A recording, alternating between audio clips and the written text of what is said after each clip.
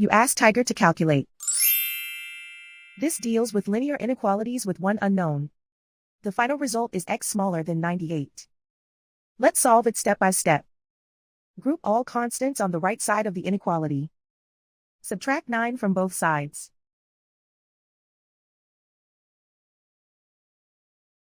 Simplify the arithmetic.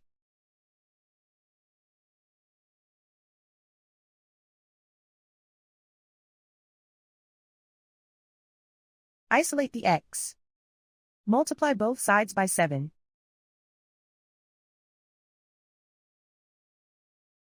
Group like terms.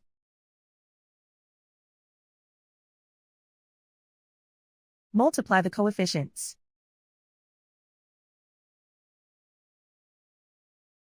Simplify the fraction.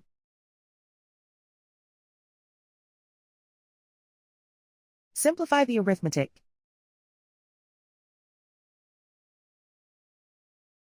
Plot the solution on a coordinate grid. And so the final result is x smaller than 98.